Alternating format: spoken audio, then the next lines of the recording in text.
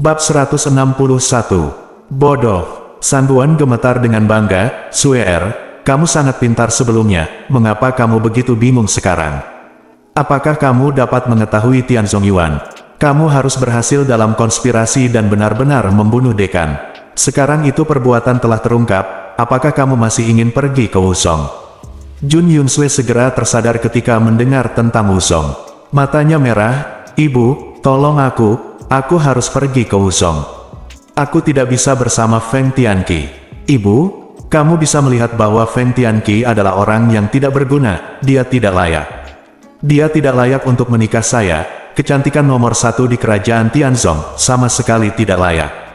Petik 2, jika kamu ingin pergi ke Wusong, ada cara lain. Sanduan Yirong mengertakkan gigi, matanya berbinar karena cemburu dan benci. Dia menarik napas kasar dan berbisik di telinga Jun Yunsue. Ibu tidak hanya bisa membiarkanmu pergi ke 5 sekte, tapi juga menjadikanmu orang yang paling terhormat. Selama kamu bersedia menjadi Jun Jiu. Petik 2, Ibu, apa maksudmu? Jun Yunsue melebarkan matanya. Suer, dengarkan ibumu dulu. Pelacur kecil Jun Jiu itu bukan putri dari tuan ketiga, tapi tuan kelima. Setelah orang tuanya meninggal, Kaisar Agung membawanya ke kita. Suir, kau tahu, Jun even jika Ming Ye dan yang lainnya mati, mereka akan meninggalkan Jun Jiu dengan kekayaan yang tak terhitung jumlahnya. Ketika Jun Yunsue masih terkejut dengan berita bahwa Jun Jiu adalah putri Dewa Perang Jun Ming Ye, kalimat Sanduan Yirong berikutnya semakin mengejutkannya. Sanduan berpura-pura gila dan gila. Mata merah karena cemburu, kekayaan itu, tetapi seluruh kerajaan Tianzong tidak berani memikirkannya. Guru spiritual tingkat kelima yang ibumu berikan kepadamu hanyalah yang terendah di antara kekayaan itu. Dari tahun ketiga ketika Jun Jiu tiba rumah, setiap tahun saya membawa harta karun itu ke sini. Bu, apa yang kamu katakan itu benar. Jun Yunsue tertegun dan tidak percaya.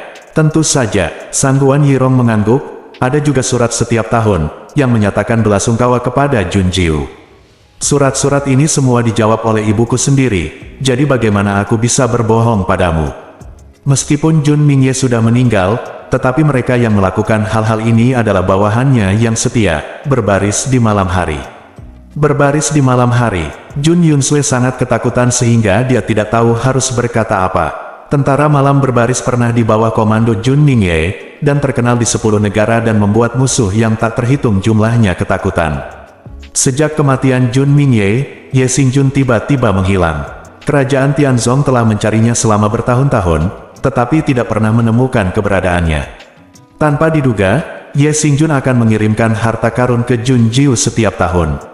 Berpikir bahwa batu roh tingkat kelima sebenarnya adalah yang terendah di antara mereka, Jun Yunsue sangat cemburu hingga dia hampir menjadi gila. Jun Jiu, jalan, mengapa dia mendapatkan harta ini? Hanya karena dia putri Jun Ming Ye. Sanduan Yirong menahan Jun Yunsue kembali. Suer, para pawai besar ini selalu ingin melihat Jun Jiu, tetapi ibu membuat alasan untuk memveto. Sekarang saatnya untuk bertemu dengan para pawai malam. Tapi bukan Jun Jiu yang ingin mereka lihat, itu kamu. Jun Yunsue tersentak, dia mengerti apa yang dimaksud Sanduan Yirong. Dia ingin dia mengganti identitas Jun Jiu. Jun Yunsue setuju tanpa ragu. Selama dia menggantikan Jun Jiu, semua kekayaan itu akan menjadi miliknya. Sangat mudah untuk pergi ke 5 sekte. Dia bisa naik ke langit dalam 1 langkah, apalagi yang dia butuhkan untuk berpartisipasi dalam pemilihan benih. Dengan kegembiraan di wajahnya, Jun Yunsue, Bu, apa yang harus saya lakukan? Bukankah aku akan meragukan identitasmu? Jadi kamu segera bergembira dan kembali ke Tianzong Yuan. Ketika pawai malam mendatangimu, itu akan menjadi waktu ketika keluarga Jun kita bangkit. Mengapa kamu ingin kembali ke Tianzong Yuan? Kalau nggak balik, kan? Tanda tanya, mungkinkah dia masih tinggal di rumah Pangeran Qi yang bobrok ini, bertemu dengan Feng Tianqi sepanjang hari? Anda bahkan tidak bisa kembali ke Junfu, karena menyebarkan berita hanya akan merusak reputasi Anda setelah menikah. Kembali ke Tianzong Yuan, selama kamu bertahan sampai kedatangan pawai malam, apa yang kita takutkan, Suir, Jun Jiu. Petik 2, Ye Xingjun hanya mendengarkan kata-kata Jun Ming Ye, dan tidak peduli dengan keluarga Jun. Tapi selama mereka mengenali tuan muda Jun Yunsue, apakah mereka takut tidak akan membantu keluarga Jun? Saat itu, Yun keluarga dan keluarga kerajaan harus berbalik dan mendengarkan mereka. San Buan, Yirong token lain diberikan kepada Jun Yunsue. Dengan token ini, kamu adalah putri Jun Mingye. Sue, jangan mengecewakan ibu dan ayah. Ibu, jangan khawatir. Mata Jun Yunsue terbakar, dan dia memegang token itu dengan erat. Dia tersenyum kejam dan bersemangat. Hahaha, aku tidak berharap ayah Junjiu meninggalkan kekayaan seperti itu, meninggalkan pawai malam. Tapi mulai sekarang, mereka semua itu miliknya, Jun Yunsue. Hal pertama yang dia lakukan ketika dia berhubungan dengan Ye Xingjun adalah membiarkan mereka membunuh Junjiu. Dengan cara ini, tidak ada yang bisa mengungkapkan identitasnya. Dia adalah putri, membantu Jun Yunsue mengepak barang-barangnya, mengirimnya kembali ke halaman Tianzong. Adapun Feng Tianqi, siapa yang peduli padanya sekarang? Sang Buan Yirong kembali ke rumah Jun setelah menyelesaikan semua ini. Dia ingin menunggu kabar baik dari Jun Xiongtian, tapi aku tidak tahu bahwa ketika saya kembali, saya melihat ke atas dan melihat mayat berlumuran darah di gerbang rumah Jun di tengah teriakan. Sang Buan Yirong memutar matanya dan pingsan. Waktu kembali ke setengah jam yang lalu, langkah terakhir Jun Jiu dan Jun Xiongtian. Telapak tangan kirinya menepuk bahu Jun Jiu, dan terdengar suara retakan. Jun Jiu mendengus tanpa cemberut. Dia menatap Yu Ying dengan dingin, dan di bawah tatapan Jun Xiongtian yang tidak bisa dipercaya, Yu Ying menembus seperti bola yang tertusuk. Semua kekuatan spiritual mengalir keluar. Aura Jun Xiongtian langsung menjadi dekaden. Tanpa ragu, Jun Jiu mengangkat pedang Bai Yue dan memenggal kepala Jun Xiongtian. Penyakitmu membunuhmu. Ketika Jun Xiongtian datang, jangan bahkan berpikir untuk pergi hidup. Plop, kepala Jun Xiongtian masih mempertahankan ekspresi kaget dan tidak bisa dipercaya. Tubuhnya berdiri beberapa saat sebelum dia jatuh ke tanah dengan keras. Jun Jiu menyingkirkan bayangan Bai Yue. Dia menundukkan kepalanya untuk melihat bahu yang hancur, dan merasakan rasa sakit yang tajam. Namun, setelah berkali-kali ditempa, rasa sakit ini bisa diabaikan oleh Jun Jiu. Tidak mempengaruhi dia. Di tengah seruan khawatir dari kerumunan, tangan ramping dan indah bersandar dengan ringan di bahu Jun Jiu. Suara yang dalam dan serak menyampaikan makna yang tak terlukiskan. Jiwer kecil terluka. Tidak apa-apa. Jadilah baik gelombang, jangan bergerak. Ujung jari Mo Yue menerbangkan cahaya keemasan, dan bintang menutupi bahu Jun Jiu. Orang lain tidak dapat melihat apa yang dilakukan Mo Yue, tetapi Jun Jiu dapat dengan jelas merasakan bahwa bahu yang patah tulang itu sembuh dan terlahir kembali. Tulang sembuh dan mengeras terlebih dahulu, diikuti oleh daging dan darah. Seperti kembali ke masa lalu, dalam sekejap mata, bahunya kembali normal, dan tidak ada rasa sakit sama sekali. Hanya darah yang membasahi pakaiannya yang membuktikan bahwa dia telah terluka. Bukan halusinasi. Jun Jiu menatap Mo Yue dengan heran. Luar biasa. Keterampilan medis macam apa ini? Kekuatan supernatural bawaan. Mo Yue tidak mengatakan bahwa kekuatan supernatural alami semacam ini hanya digunakan untuk kerabat dekat pasangannya, orang lain. Klan naga yang berhati dingin tidak akan peduli dengan hidup atau matimu. Jun Jiu mengangkat alisnya, tapi taruh di hatinya untuk saat ini. Dia menggerakkan bahunya yang pulih, menatap Feng Xiao dan yang lainnya dan berkata, gantung tubuh Jun Xiongtian di pintu rumah Jun. Yun Chongjin, biarkan orang-orangmu melakukannya. Bab 162, kumpulkan jaring dan hancurkan keluarga raja. Langkah hari ini telah disiapkan. Keluarga Yun bergerak, dan pasukan di bawah komando mereka segera mengepung keluarga Jun. Pertempuran keluarga yang berdarah dan kejam dimulai. Kaisar menerima berita dari kaisar tertinggi dan memerintahkan tentara hutan kekaisaran untuk keluar dan menjaga jalan. Jangan ikut campur dalam pertempuran keluarga, jaga saja orang-orang dan jangan merugikan yang tidak bersalah. Bukan hanya kota kekaisaran, tetapi pada saat yang sama, pasukan dari tempat yang tak terhitung jumlahnya di luar keluarga Jun semuanya ditarik ke medan perang, dianeksasi dan dicekik. Bahkan kemampuan untuk menolak keluarga Jun dihancurkan begitu cepat sehingga sulit dipercaya. Tembok runtuh dan semua orang mendorong. Keluarga Yun kuat, tapi keluarga Jun lemah. Masih banyak kekuatan yang ikut campur dalam pertempuran keluarga bangsawan ini, bertindak sebagai tangan untuk menggulingkan keluarga Jun. Jun Jiu dan Mo Yue berdiri di depan pintu rumah Jun. Keluarga Jun yang dulunya mulia dan mendominasi kini hancur di lautan api. Jika seseorang mengatakan di masa lalu bahwa keluarga Jun akan dimusnahkan, tidak ada yang akan mempercayainya. Bagaimana mungkin salah satu dari dua keluarga aristokrat besar yang telah memerintah kerajaan surgawi selama ratusan tahun dapat dimusnahkan? Bahkan keluarga kerajaan tidak memiliki hak ini, siapa yang bisa melakukannya? Sekarang, Jun Jiu telah melakukannya. Selain membunuh Jun Xiongtian, dia melakukannya sendiri. Selebihnya, dia hanya perlu menggunakan otaknya dan membuka mulutnya untuk memberi perintah. Semuanya berjalan lancar, tanpa perlawanan sedikit pun. Apa yang terjadi hari ini, dunia menyesali tipu daya Jun Jiu, tidak ada yang bisa menandinginya. Bahkan menghela nafas betapa kuatnya Jun Jiu, bahkan keluarga Yun dan keluarga kerajaan berdiri di belakangnya.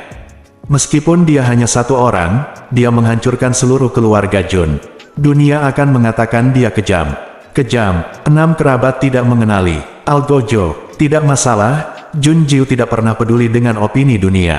Dia bahagia, itu sudah cukup. Menyentuh rambut Xiao Wu, Jun Jiu mengaitkan bibirnya. Aku telah memecahkan sebuah pemandangan yang buruk. Xiao Jiwer, itu belum sepenuhnya terselesaikan. Mendengar kata-kata Mo Yue, Jun Jiu mengangkat alisnya dan menatapnya dengan curiga. Kemudian mengikuti Mo Yue, Jun Jiu melihat Yun Qiao bergegas mendekat. Yun Qiao terengah-engah lelah, dan dia buru-buru berkata, Nona Jun tidak sehat. Jun Wanner berkata bahwa Sangguan Yirong melarikan diri. Dia meninggalkan kota melalui rute rahasia, Inten, Unlimited, mengejar. Sangguan Yirong harus mati. Jun Jiu segera memimpin seekor kuda dan mengejarnya. Mo Yue tidak mengikuti, dia melirik Yun Qiao dengan angkuh dan acuh tak acuh. Yang lainnya terbunuh. Yun Qiao, aku baru saja pergi ke Kiwam Mansion, dan Jun Yun Sui kembali ke Tianzong Yuan. Yang lainnya semua harus mati. Petik 2. Dia memerintahkan, Go Leng Yuan. Kecuali Jun Yun Sui, keluarga Jun akan dicabut, dan tidak ada yang akan dibiarkan hidup. Petik 2. Ya, Leng Yuan menerima perintah itu dan mundur. Yun Qiao terkejut sesaat, dan bertanya tanpa sadar. Lalu mengapa kamu tidak membunuh Jun Yun Sui? Jiwer kecil berguna untuk menjaganya. Oh, Yun Qiao mengangguk dengan bingung. Segera setelah itu, dia menyadari lebih banyak penemuan. Tidak heran Jun Jiu mengatakan dia menyukai Mo Yue. Meskipun dia mendominasi, dia tidak otoriter hanya atas kemauannya sendiri. Ini tentang memahami Jun Jiu, membunuh apa yang harus dibunuh, dan menyimpan apa yang harus ditinggalkan untuk menunggu Jun Jiu berurusan. Yun Qiao tiba-tiba merasa bahwa dia jauh lebih rendah dari Mo Yue. Jika dia ingin mengejar Jun Jiu, dia masih harus banyak belajar, mendesis. Mengapa tiba-tiba begitu dingin di belakang? Di luar kota kekaisaran, Sangguan Yirong melarikan diri dari terowongan rumah Jun bersama orang kepercayaannya Jun Cheng. Tidak berani menoleh ke belakang, Sangguan Yirong berlari dengan putus asa. Dengan cambuk di tangannya, dia tidak sabar untuk menjilat pantat kudanya. Hancurkan pantat kudanya, ayo cepat, ayo cepat. Dia tidak pernah menyangka Jun Jiu akan meledak begitu dia mengatakan akan meledak. Dia tertangkap basah dan membunuh suaminya Jun Xiongtian. Keluarga Yun melancarkan serangan pada saat yang sama, dan keluarga Jun jatuh ke dalam situasi yang menyedihkan dalam sekejap. Bahkan harapan bangkitnya perlawanan telah hancur. Mengetahui bahwa perjuangan itu sia-sia, Sangguan Yirong segera melarikan diri. Selama dia menemukan tempat untuk bersembunyi, tunggu pawai malam untuk menemukan Suir. Dia aman dalam surat-surat yang telah dipertukarkan selama bertahun-tahun. Sangguan Yirong tahu bahwa Ye Xingjun telah menyelinap ke dalam kegelapan, dan banyak orang memasuki 5 sekte. Jadi Jun Yun Sui ingin masuk ke 5 sekte, mudah. Hanya ketika pawai malam tiba, mereka dapat bertahan dan memiliki harapan untuk bangkit. Rasa malu sesaat sekarang, bersabarlah. Penting untuk menyelamatkan hidup Anda. Saat pawai malam tiba, Jun Jiu, pelacur kecil itu, keluarga Yun, dan keluarga kerajaan. Tak satu pun dari mereka akan melepaskannya. Sangguan Yirong mengertakkan gigi dan bersumpah dengan getir. Suara mendesing. Impian Sangguan Yirong hancur. Panah berbulu terbang dan menembus tenggorokannya. Mata Jun Cheng membelalak, dan dengan anak panah di tenggorokannya, dia melemparkan kepalanya ke belakang dan jatuh dari kudanya. Sangguan Yirong menjadi pucat karena ketakutan, dan ketika dia berbalik untuk melihat Jun Jiu mengejarnya dengan menunggang kuda, dia ketakutan dan menamparkan pantat kuda itu dengan lebih putus asa. Namun, tidak peduli bagaimana Sangguan Yirong melarikan diri, dia tetap ditangkap oleh Jun Jiu. Mengangkat tangannya dan mencambuk kuda di punggung Sangguan Yirong menjerit dan berguling dan jatuh ke tanah. Terdengar bunyi klik, dan saya tidak tahu tulang mana yang patah. Sangguan Yirong tidak berani berhenti, dia bangun ketakutan dan lari dengan putus asa. Jun Jiu memandangnya dengan dingin, dan mengikutinya dengan menunggang kuda. Suara tapal kuda masuk ke telingaku, seperti pengingat. Sangguan Yirong menangis dengan sedihnya, meratap minta tolong. Celepuk, Sangguan Yirong terhuyung dan jatuh dengan kepala lebih dulu, wajahnya berlumuran darah. Saat dia mendongak, dia melihat dua orang berdiri di depannya, bukan Jun Jiu. Sangguan sangat gembira dan mengulurkan tangannya untuk meminta bantuan. Tolong, bantu aku, seseorang mengejarku, selama kamu menyelamatkanku. Aku bisa memberimu banyak hadiah. Bantu aku. Pria dan wanita itu acuh tak acuh. Mereka melihat Jun Jiu, dan Jun Jiu juga melihat mereka. Baik pria maupun wanita tidak lebih dari 17 atau 18 tahun. Berpakaian putih, dengan pedang di punggungnya. Berpakaian seperti pendekar pedang, Jun Jiu melirik token di pinggang mereka dengan dingin. Dia pernah melihat token semacam ini sebelumnya di AR.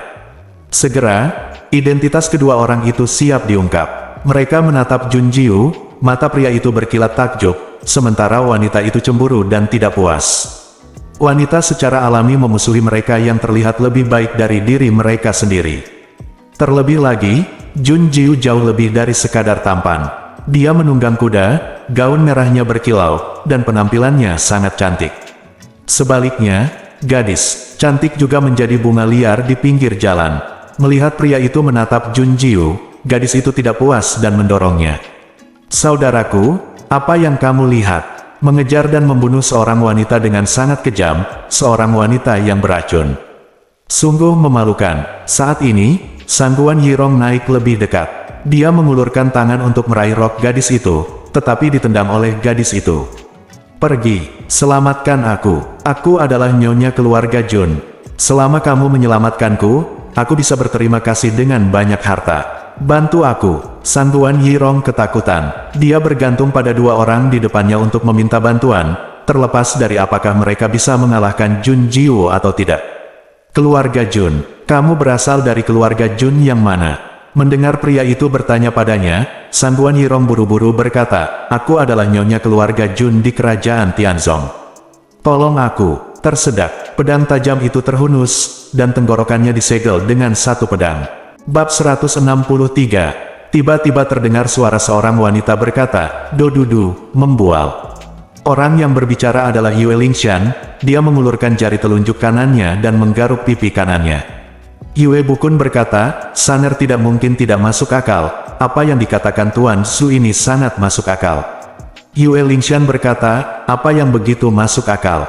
Minumlah beberapa gelas anggur untuk menghibur kesenangan, itu saja, minum sepanjang hari dan malam, dan ada begitu banyak hal khusus, bagaimana mungkin?" Tindakan seorang pahlawan. Su Qianqiu menggelengkan kepalanya dan berkata, "Gadis ini salah. Liu Bang, Kaisar dinasti Han, apakah dia seorang pahlawan? Jika dia tidak mabuk dan membunuh ular putih dengan pedangnya, bagaimana dia bisa menjadi dinasti Han? Apakah Fan Kui orang yang baik?" Pada perjamuan Hongmen hari itu, Jenderal Fan memotong dagingnya dari perisainya dan minum dalam pertarungan besar. "Bukankah dia orang yang kuat?" Ling Hu Chong tertawa dan berkata, "Karena kamu tahu bahwa ini adalah arak yang enak, kamu juga mengatakan bahwa seorang pahlawan bukanlah orang yang baik." "Huan, tapi kenapa tidak? Apakah Anda tidak meminumnya?" Su Qianqiu berkata, "Saya katakan sebelumnya bahwa jika tidak ada bejana yang baik, anggur yang baik akan sia-sia." Tao Ganxian berkata, "Anda berbicara tentang cangkir zamrud dan cangkir bercahaya. Bagaimana bisa ada seperti itu di dunia? Menanam gelas anggur, bahkan jika ada, hanya ada satu atau dua, dan siapa yang bisa menyiapkannya bersama?" Su Qianqiu berkata, "Tentu saja seorang sarjana halus yang memperhatikan mencicipi anggur memilikinya. Seperti Anda, seperti ternak yang minum dari keledai, wajar jika tidak ada cangkir tebal mangkuk tebal dapat digunakan." Tao Yexian berkata, "Apakah Anda seorang sarjana yang halus?"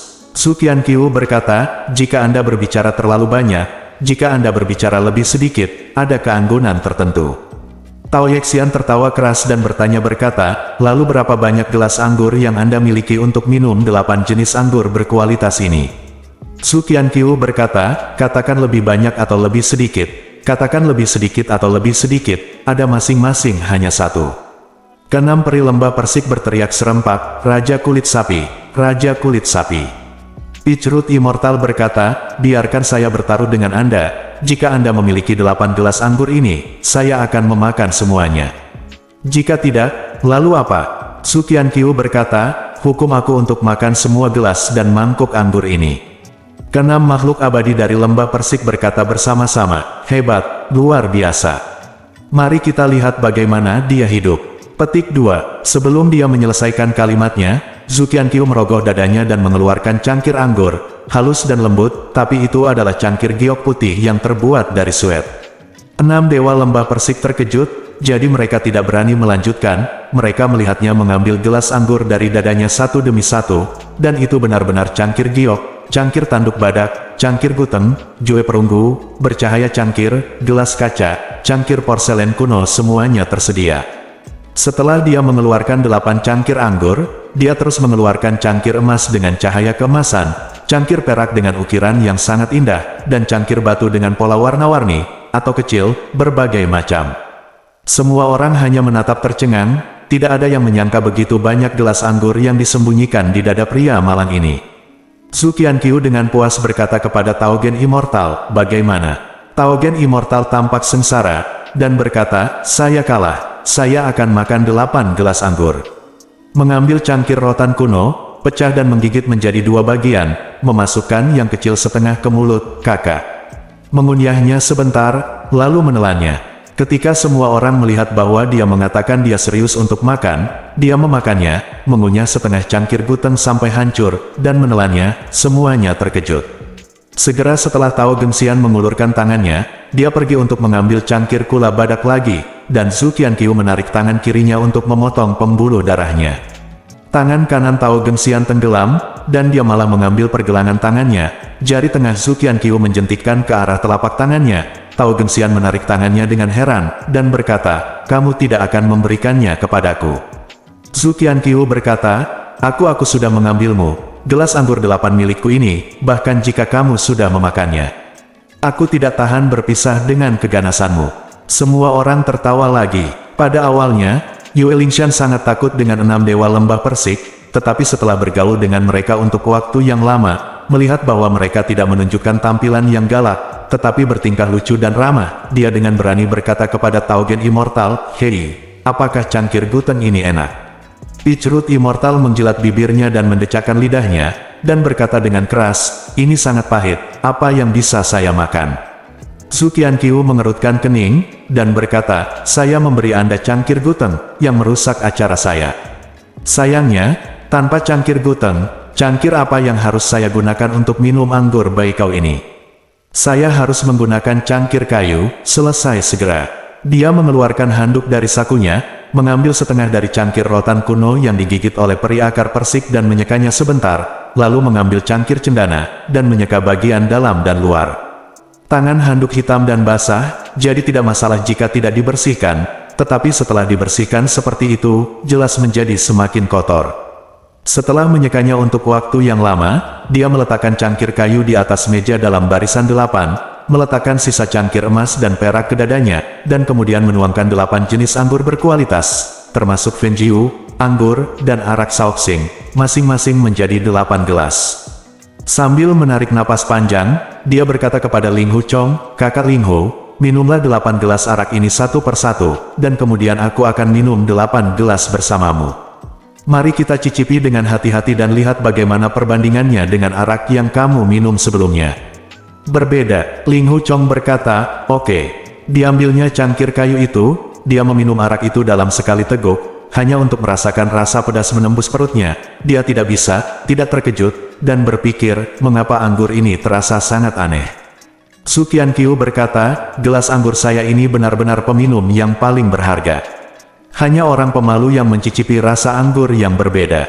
Setelah minum gelas pertama, dia tidak berani meminum gelas kedua lagi. Tidak ada seorang pun yang meminum 8 gelas. Ling Hu Chong berpikir dalam hati, bahkan jika arak itu beracun, Ling Hu Chong pasti sudah hidup lama sekali. Jika dia diracuni sampai mati, dia akan diracuni sampai mati. Mengapa dia harus marah? Segera dia mengambil gelas anggur dan minum 2 gelas lagi, anggur yang enak. Ketika dia mengambil cangkir anggur keempat, Tao Gensian tiba-tiba berteriak, "Oh, tidak enak, perutku demam, dan ada bola api arang." Qian Qiu berkata sambil tersenyum, "Kalau makan arak guten saya setengah gelas, kok tidak sakit perut ya? Jika aku tidak keluar, aku tidak punya pilihan selain meminta dokter." Ping, seorang pembunuh terkenal, untuk membuka dan mengeluarkannya. Ling Hu Chong berpikir, pasti ada yang aneh di 8 gelas araknya, cangkir anggur, meskipun pohon anggur kuno itu keras tidak meleleh, itu hanya sakit perut, bagaimana mungkin ada alasan untuk demam? Hei, pria itu menganggap kematian sebagai rumahnya, semakin banyak racun yang dimilikinya, lebih baik. Dia mengangkat kepalanya dan minum secangkir lagi. Yue Lingshan tiba-tiba berkata, "Tuan saudara, jangan minum anggur ini, mungkin beracun di gelas. Anda membutakan orang-orang itu, tetapi Anda harus mencegah mereka merencanakan balas dendam."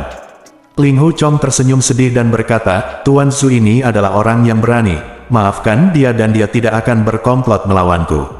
Jauh di lubuk hatinya, dia berharap arak itu beracun, dan dia akan mati. Setelah meminumnya, tubuh terbaring di depan Yue Lingshan, dan dia tidak mengenalnya. "Apakah kamu sedikit sedih?"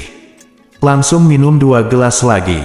Gelas anggur ke-6 terasa asam dan asin, dan memiliki sedikit bau busuk. Apalagi kata, anggur berkualitas, bahkan kata, anggur, tidak dapat ditambahkan.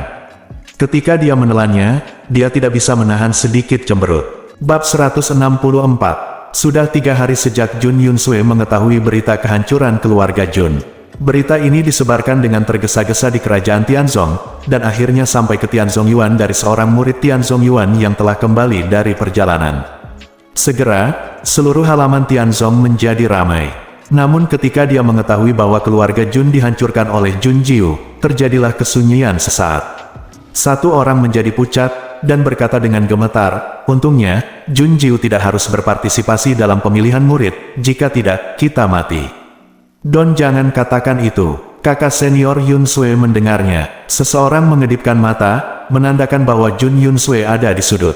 Murid Tianzong Yuan tidak tahu bahwa Jun Yun Sue terlibat dalam urusan He Song. Tetapi mereka tahu bahwa Jun Yun Sue menikah dengan Feng Tianqi, jadi semua orang segera menjauh dari Jun Yun Sue. Bagaimanapun, wanita yang sudah menikah tidak boleh terlalu dekat. Jun Yun Sue berdiri di sudut dengan linglung, tinjunya mengepal erat, tubuhnya gemetar. Jun Yun Sue tidak percaya, bagaimana bisa keluarga Jun musnah. Dia jelas hanya melihat ibunya beberapa hari yang lalu, bagaimana mungkin hanya dalam beberapa hari. Ah tidak, tepatnya, keluarga Jun dihancurkan dalam sehari. Jun Yun Sue tidak bisa mempercayainya. Dia ingin kembali dan melihat sendiri, tetapi dia tidak berani. Mengangkat tangannya untuk menutupi token yang tersembunyi di dadanya, Jun Yun Sue mengatupkan giginya. Jika Jun Jiu menghancurkan keluarga Jun, maka dia pasti tidak akan melepaskannya. Dia aman hanya di Tianzong Yuan. Dia harus menunggu. Dia akan menunggu pawai malam. Sangguan Yirong berkata bahwa dia telah mengirim pesan ke Ye Xingjun. Tak lama kemudian, pawai malam tiba. Dia memiliki kartu truf untuk melawan Jun Jiu. Tidak sekarang dia harus bersembunyi, menahan diri. Kesurupan, ketakutan, kebencian. Jun Yun Sue tiba-tiba mendengar suara ruman, pemilihan umum untuk murid akan diadakan 3 hari kemudian, mereka yang masih perlu mendaftar cepatlah.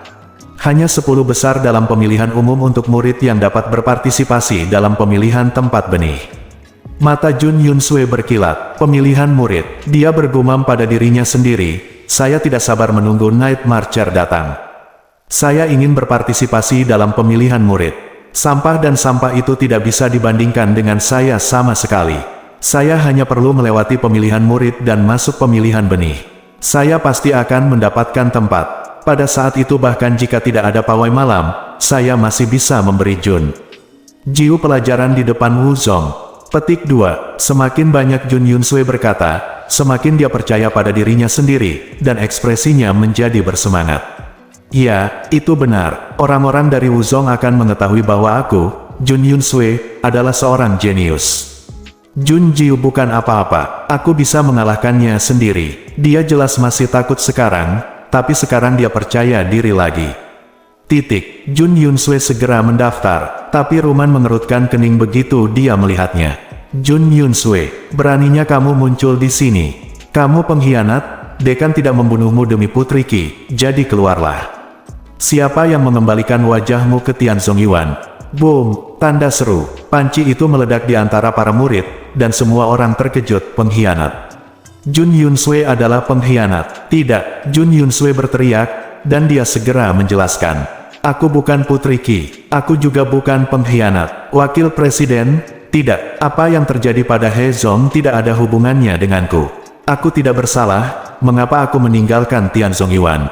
Kamu jangan berdebat, bukan hanya aku, Guru Tianzong Yuan, tapi juga kakekku. Mereka melihatmu dan He Zong dengan mata kepala sendiri. Dan Jun Jiu berkata bahwa kamulah yang meracuni kakekku. Konspirasi itu diusulkan oleh Anda Jun Yunsui. Kamu pengkhianat kejam, keluar dari Tianzong Yuan. Petik 2. Kata-kata Ruman seperti menuangkan sepanci air ke dalam panci minyak yang sudah mendidih. Bang! Itu meledak. Semua murid menoleh untuk menatap Jun Yunsui, mata mereka penuh permusuhan. Soal He Zong belum beberapa hari, dan semua orang marah. Bagaimana mungkin Jun Yunsui dilepaskan? Semua rasa hormat dan kekaguman di masa lalu telah berubah menjadi omong kosong saat ini. Keluar, Jun Yunsui berguling. Petik 2. Usir Jun Yunsui keluar. Kami, Tianzong Yuan, tidak menginginkan pengkhianat yang begitu kejam dan berbahaya. Jun Yunsui keluar dari sini. Jika Anda tidak pergi, kami dipersilakan. Petik 2. Tidak, ini tidak seperti ini. Penjelasan Jun Yunsui sangat pucat di bawah kemarahan orang banyak. Dia pernah merancang untuk mendiskreditkan Jun Jiu, dan ingin murid-murid Tianzong Yuan mengusir Jun Jiu. Sekarang semuanya balas dendam seperti pada dirinya. Semakin banyak murid Tianzong Yuan berkumpul, mereka mendorong dan menendang Jun Yunsui sampai keluar dari gerbang Tianzong Yuan. Dia menyaksikan ketika gerbang Tianzong Yuan ditutup di depannya. Jun Yunsui menjerit tajam. Dia berteriak dengan kata kejam. Aku tidak akan membiarkanmu pergi. Jun Jiu, saya akan membunuhmu. Aku akan membunuhmu cepat atau lambat untuk balas dendam. Aku ingat kalian semua. Petik 2. Anjing gila. Jun Jiu melihat seluruh proses. Dia mencibir dan mencibir. Setelah perjamuan di Menara Wangjiang, mereka kembali ke halaman Tianzong. Mereka berpikir bagaimana Jun Yunsui akan bersembunyi dan muncul setelah angin berlalu. Aku tidak menyangka dia akan melakukannya cepatlah tidak, dia masih ingin mendaftar untuk pemilihan murid. Jun Yunsui adalah murid buta Zong Yuan hari itu. Jika dakwaannya tidak diumumkan, dapatkah dia kembali ke keadaan semula? Harapan, mimpi. Jun Yunsui untuknya bayar harga untuk semua yang Anda lakukan. Dia diusir dari halaman Tianzong dan tidak punya tempat tujuan. Entah kembali ke Putri Qi dan membenci Feng Tianqi. Entah merantau sendiri, tanpa uang, tanpa identitas. Jun Yunsui lebih buruk dari seorang pengemis. Jun Yunsui juga mengerti, jadi dia kembali ke rumah Pangeran Qi. Menurut informasi yang dikirim kembali oleh mata-mata, Feng Tianqi terbangun. Dia dan Jun Yunsui bertengkar dan bertarung dari pagi hingga malam, dan penjaga tersembunyi kaisar tidak akan keluar untuk menghentikan mereka sampai membunuh seseorang. Pertunjukan bagus harian di Qiwang Mansion seperti siklus ini. Adapun Tianzong Yuan, dengan berlalunya waktu, pemilihan umum murid telah berakhir, dan segera akan ada utusan dari 5 sekte, dan pemilihan kuota benih yang paling penting. Ada juga kabar baik dari istana. Ratu hamil, terlepas dari anak-anak, kaisar benar-benar lega. Belum lagi hidup dan mati Feng Tianqi. Di akhir musim gugur, Tianzong Yuan menerima kabar tersebut. 5 utusan akan tiba di Tianzong Yuan besok. Pada saat yang sama, Jun Yunsui akhirnya menunggu pawai malam yang legendaris. Itu adalah seorang lelaki tua dengan alis suram dan pinggang bungkuk. Melihat wajah pertama Jun Yunsui, dia menilainya dengan curiga untuk waktu yang lama. Sampai Jun Yunsui mengeluarkan token untuk bersaksi, lelaki tua itu masih tidak percaya. Apakah kamu benar-benar putri sang jenderal? Tanda tanya petik 2. Benar, aku putri Jun Mingye, dapatkah token ini membuktikannya? Jun Yunsui mengepalkan tangannya erat-erat, berusaha menjaga ketenangannya dan bersumpah, agar lelaki tua itu tidak melihatnya, munafik. Oke, kamu adalah tuan muda. Apa perintahmu untuk memanggil orang tua itu? Aku ingin kuota benih dari 5 sekte. Aku ingin Jun Jiu mati. Bab 165. Jun Jiu, juga dari keluarga Junmu. Pria tua itu menyipitkan matanya. Jun Yunsue berkata dengan getir, dia bukan keluarga Jun kita. Dia adalah pencuri yang membunuh keluarga Jun. Ular, kalajengking, dan wanita beracun. Dia membunuh orang tua angkatku. Jun Yunsue mengepalkan tangannya di belakang punggungnya. Wajah bengkok dari kebencian menjadi rasa sakit dan kesedihan. Ini bukan kepura-puraan, perasaan mati untuk Jun Xiongtian dan Sangguan Yirong itu nyata. Namun, Jun Yunsue mengubah sifatnya dan memanfaatkannya. Dia melanjutkan dengan mengatakan, saya dibesarkan oleh kepala keluarga Jun, yaitu ayah dan ibu saya, sebagai putri saya sendiri sejak saya masih kecil. Ibu tidak memberitahu saya sampai sebelum keluarga Jun dimusnahkan bahwa aku sebenarnya adalah putri dari tuan kelima dari keluarga Jun. Ibu takut aku juga akan dibunuh. Jun Jiu terbunuh, jadi aku dikirim ke Tian Song Yuan untuk menunggumu menyelamatkanku. Tapi, siapa akan memikirkan Jun Jiu? Dia kejam, berbahaya, dan sangat kejam. Dia tidak hanya membunuh seluruh keluargaku. Dia juga merancangku untuk menikah dengan Feng Tianqi.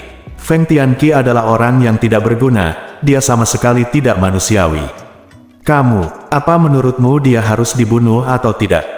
Jun Yunsue sangat emosional. Ketika dia ingin memanggil nama lelaki tua itu, dia tidak tahu bahwa dia harus berkeliling. Pria tua itu memandang Jun Yunsue dengan tenang, dan berkata ketika dia mendengar kata-kata, orang tua He Sang adalah salah satu dari 5 kepala suku di bawah komando jenderal.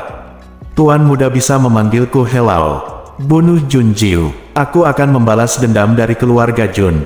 Aku tidak akan pernah melupakan kebaikan keluarga Jun dalam membesarkanku. He Sang mengangkat alisnya saat mendengar kata-kata Jun Yunsue. Tuan muda ini tampaknya berperilaku baik oleh keluarga Jun, dan dia tahu bagaimana membalas kebaikannya. Sebagai seorang prajurit malam, meskipun Jenderal Jun Mingye juga berasal dari keluarga Jun, pada awalnya dia terpisah darinya. Oleh karena itu, kehancuran keluarga Jun tidak ada hubungannya dengan pawai malam mereka.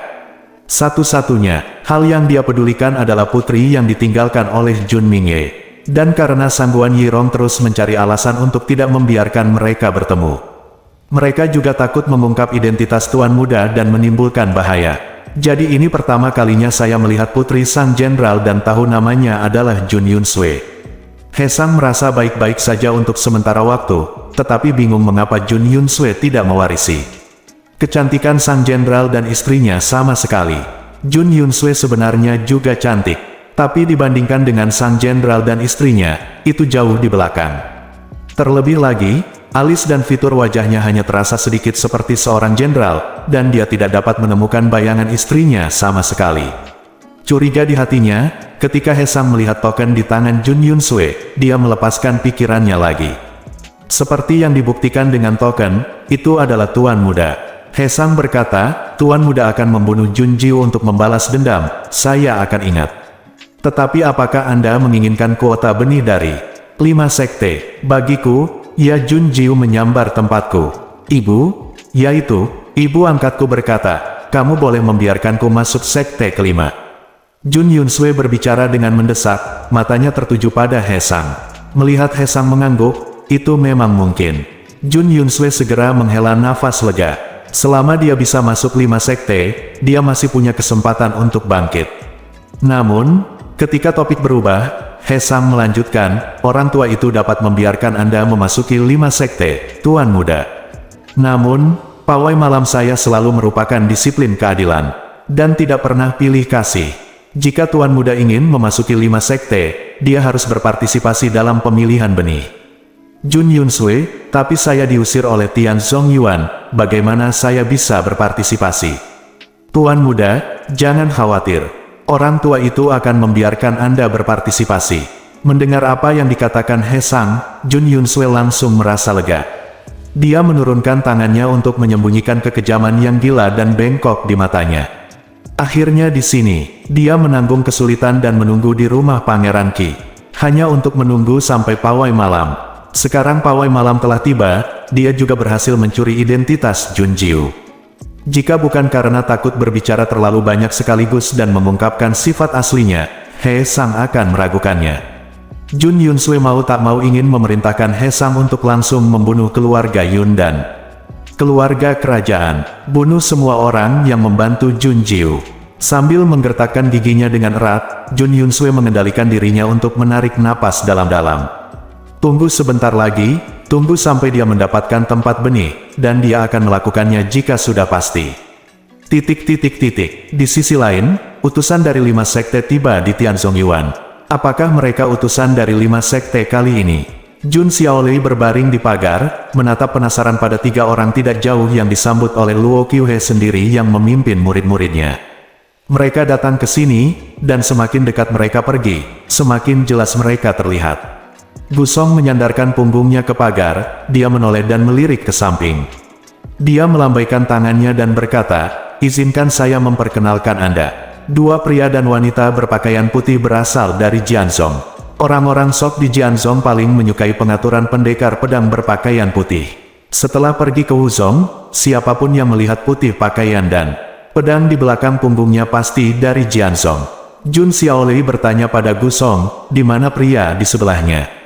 Gusong, selain itu, Danzong itu, murid Danzong semuanya pakaian brokat pakaian mewah, garis leher disulam dengan tungku, dan borgolnya adalah semua prasasti di Danwen. Kali ini Danzong bukan murid biasa. Namanya Wu Xiang. Dia adalah murid langsung dari penguasa Danzong, dan statusnya di Danzong tidak rendah. Hei, aneh ini hanya kuota benih, bagaimana Wu Xiang bisa datang? Kamu kenal dia? Tentu saja aku kenal dia. Aku pernah bertemu dengannya dan aku tidak akan mengakuinya, dia. Gusong menyadari bahwa bukan Jun Xiaolei yang berbicara. Dia menoleh dan melihat Jun Jiu. Jantungku berdetak kencang, oh, aku akan jatuh. Jun Jiu menatapnya dengan setengah tersenyum, dan Gusong tidak bisa menahan diri untuk mundur. Namun, ada pagar di belakangnya, dan jika dikecilkan, ia akan jatuh.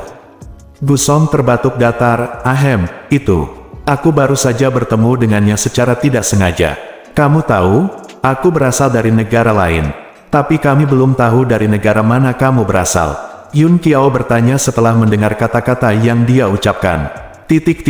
Gusong tertegun sejenak. Dia menggosok hidungnya dan berkata dengan sedikit percaya diri, Saya dari kerajaan Kontong. Kontong, itu cukup jauh. Dari kerajaan Tianzong, sekitar 5 utusan. Pemilihan tempat benih akan segera dimulai.